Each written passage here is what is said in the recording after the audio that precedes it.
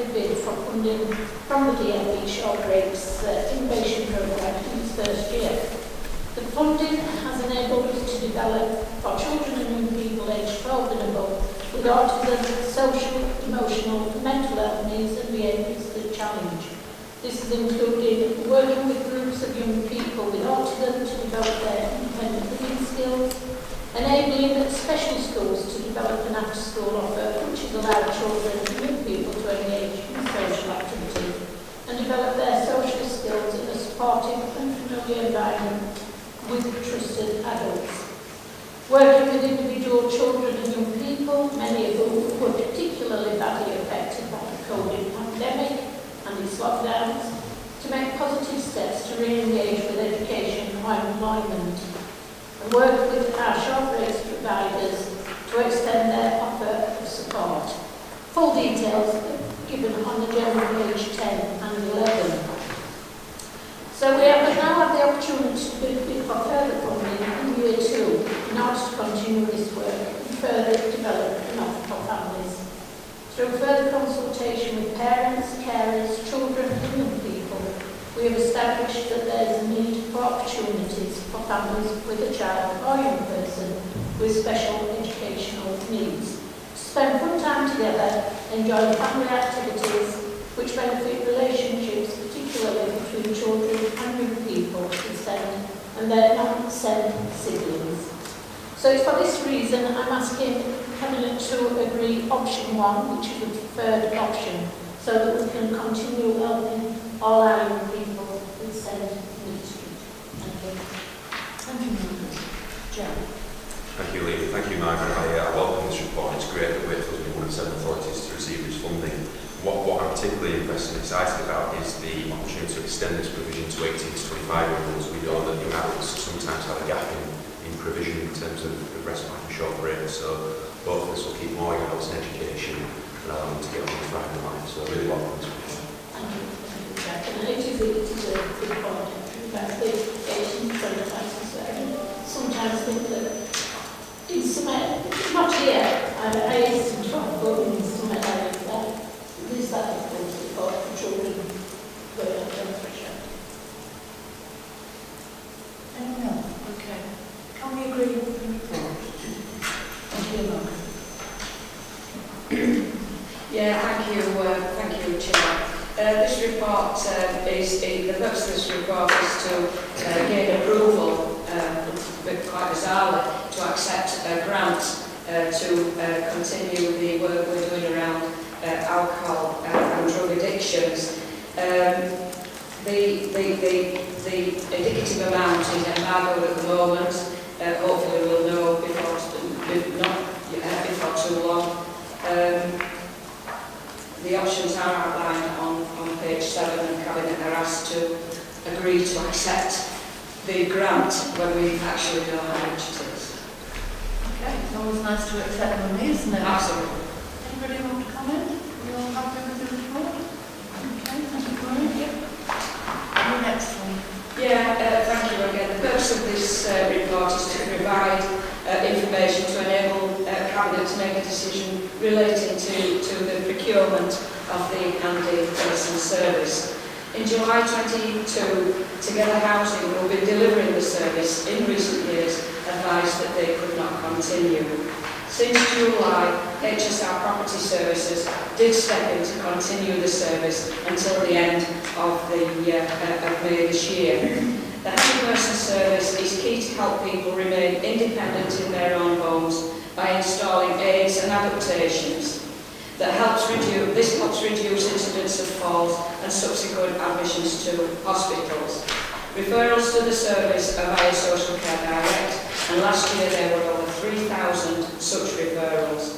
At 3.2 you'll see a small example of what the service offers, and includes the installation of grab rails, toilet rails, fitting key safes, security locks and even moving furniture. The initial contract will be for a period of 2 years with an option to extend that contract for a further 4 years. The new service, when awarded, will be relaunched so that everyone knows where to come in the council if it is that they require or need help. Cabinet is asked to approve the commencement of the competitive procurement exercise in accordance with council rules to procure the handy person service, and that's outlined at 2.1 to 2.3. Are you all happy with that report? Thanks very much for that, Maureen. Matthew? Yeah, thank you, Denise. Really pleased to be fetching this report today to Cabinet. Vision Zero aims to reduce casualties by 2050 completely on district roads.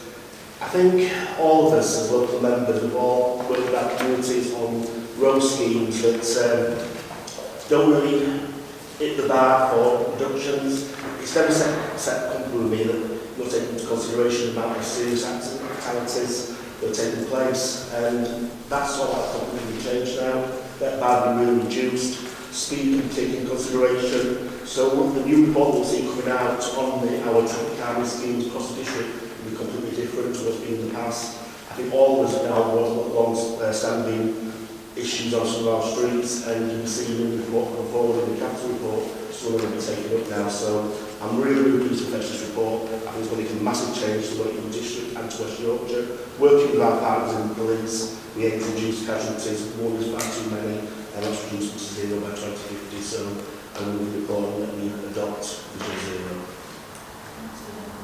I should say I really welcome this report. It's something that comes up time and time again in communities, is that the roads aren't safe enough. We need to do more things, than you said. Sometimes we get mixed up in a lot of red tape, so being able to look at a policy like this, which does put sort of people in communities at the heart of it, I think is really fantastic.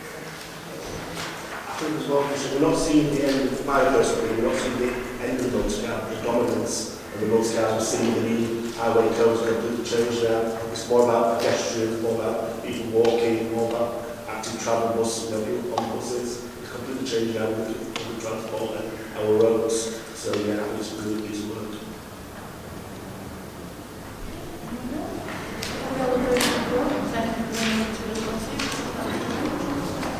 The next item is something close to our hearts, and it's really good news. In November 21, we said that we would support the introduction of affordable homes across the district. And what we're asking today is to approve the release of 2.29 million of ring-fenced 106 affordable housing contributions to meet the viability gap on 4 affordable housing schemes.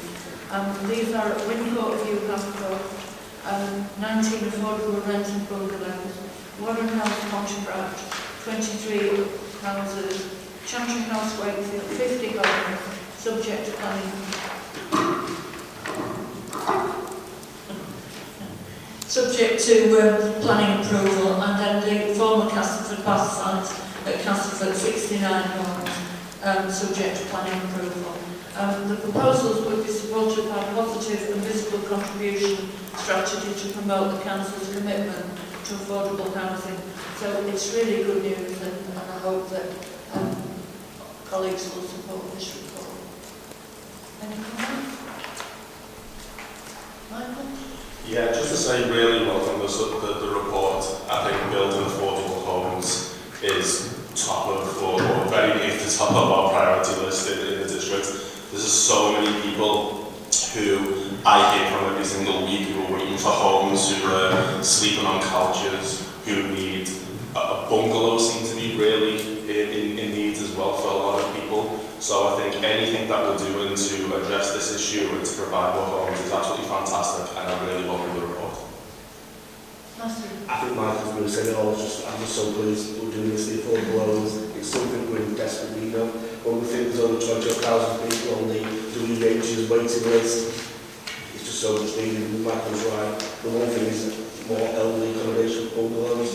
You know, a lot of people in my work crying out for that. So, yeah, just support today's. Thank you. I think, as you know, we had the vision that we wanted to build our own housing, but we weren't able to do that. So going into partnership with WH and assisting them to provide homes, I think was the right way forward. For now anyway, so I think it's really good news. So I hope you all support the report. Thanks very much.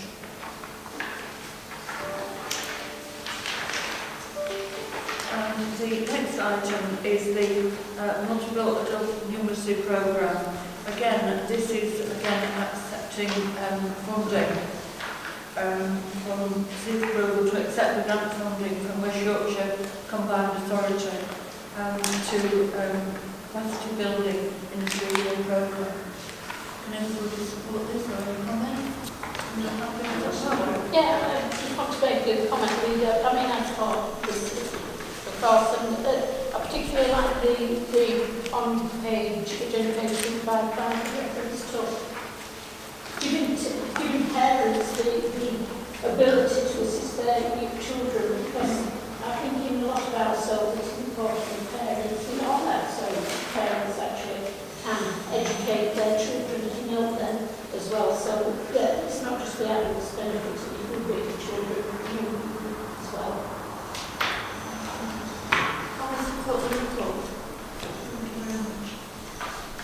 The next item is the infrastructure works at Featherstone Pool. This is not so good news. This is an historical issue about when we first built the swimming pool at Featherstone back in 2004. You've seen the proposal set out before you about how we rectify the situation, but this isn't something that any of us in Cabinet want to see. So what I've done, I'd like us to move forward with the recommendation to get the remedial work sorted out so that we don't delay anything with our school, etc. But I've asked the Chief Executive to do an inquiry into how we got to this situation and to report back to us as a matter of urgency. Any comments? Can we agree with the board? Michelle? So the purpose of this report is twofold. So to propose the introduction of 2 new council tax reductions and also to seek approval to maintain the current working age local council tax support scheme for the 23-24 financial year. The 2 new council tax reductions are in respect of Wakefield Council foster care and also to support those people who are threatened with domestic abuse. The information is included in the report on agenda page 282 and Appendix A and Appendix B. The working age council tax support scheme supports around 19,500 households across the district, and the information is included in the report at section 3.7 to 3.12. With the principles underpinning the scheme outlined in paragraph 3.11. The recommendation is set out on agenda page 281 in paragraphs 2.1 and 2.2.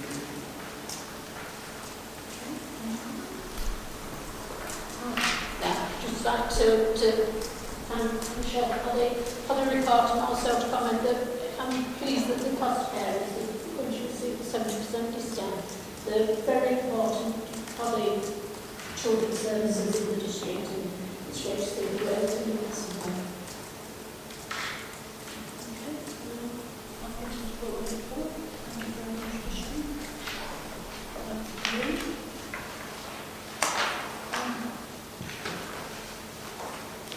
Item 16 is the financial health report.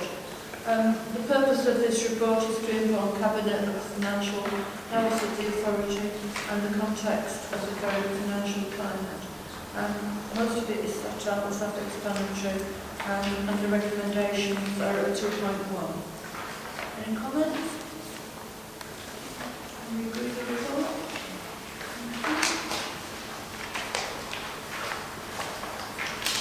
And then item 17 is the initial budget proposals.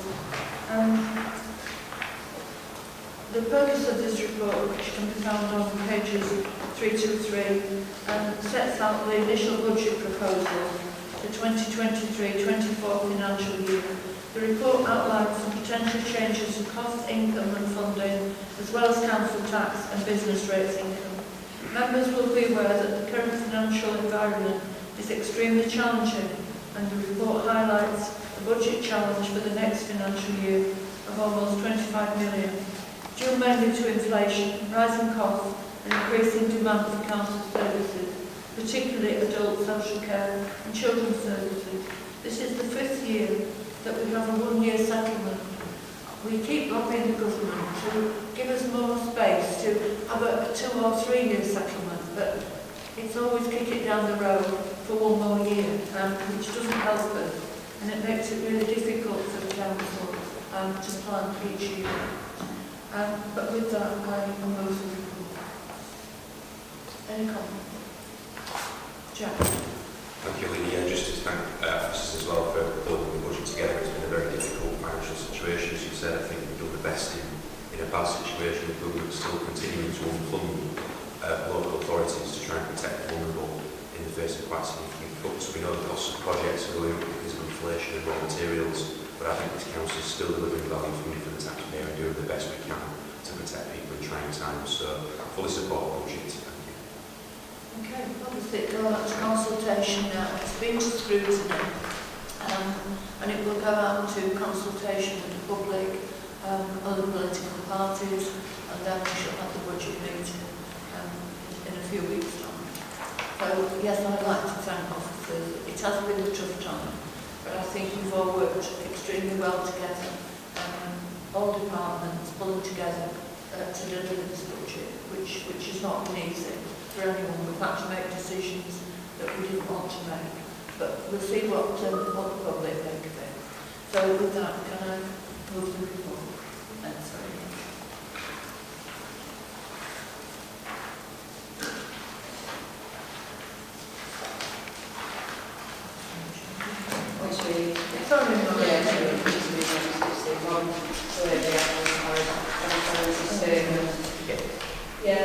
The purpose of this report is to highlight the action taken by the council to prevent slavery and human trafficking within its business and supply chains, and to approve the council's Modern Slavery Transparency Act Statement 2122 being published on the council's website. You will see at 3.4 and 3.5 that we originally published a statement in 2015, and the council are represented on West Yorkshire Modern Slavery and Human Trafficking Network, which is overseen by the Mayor's Office. You will see at 3.9 that publishing the Transport Transparency Statement ensures the council will be complying with its statutory duty. The options are outlined at 4.1, and the recommendation is to approve the Modern Slavery Act Transparency Statement 2122 and to publish it on the council's website. Okay, thank you for that. Any comments? Thanks for that, Lauren. Can you read the report? Michelle.